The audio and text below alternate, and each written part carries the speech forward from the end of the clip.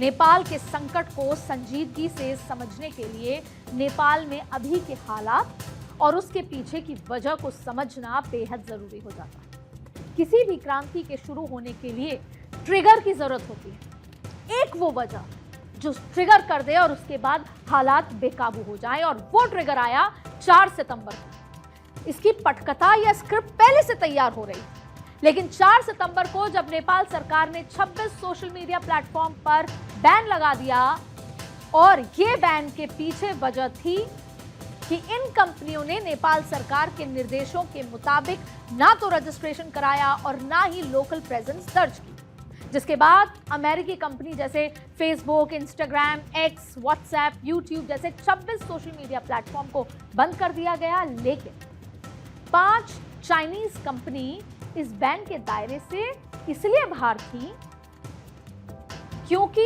इन्होंने सरकार की बात मान ली थी। और इन 5 में से सिर्फ एक बड़ी कंपनी जो आपने बहुत सुनी है, जिसे टिकटॉक कहा जाता है, वो शामिल।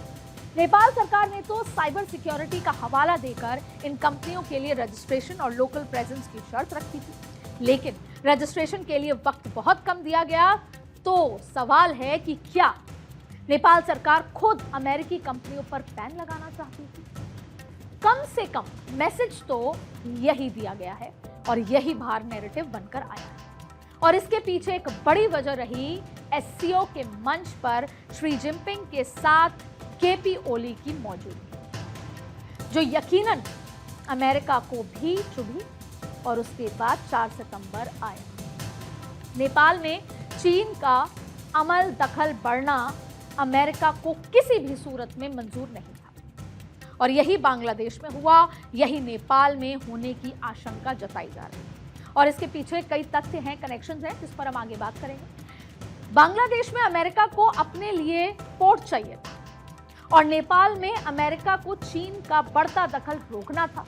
और नेपाल में पहले से ही नेपो किड के नाम पर चल रहा आंदोलन ऐसे हालात में अमेरिकी खुफिया एजेंसी के लिए मुफीद था। इसे हवा देना आसान भी था, और इसके लिए सरकार के खिलाफ युवाओं को एकजुट करना भी उतना ही आसान था। क्यों? क्योंकि नेपाल के लोगों में अपनी सरकार के खिलाफ गुस्सा उबल रहा था, और सोशल मीडिया के सहारे ये गुस्से को धीरे धीरे नेपाल में फैलना शुरू हो चुका था।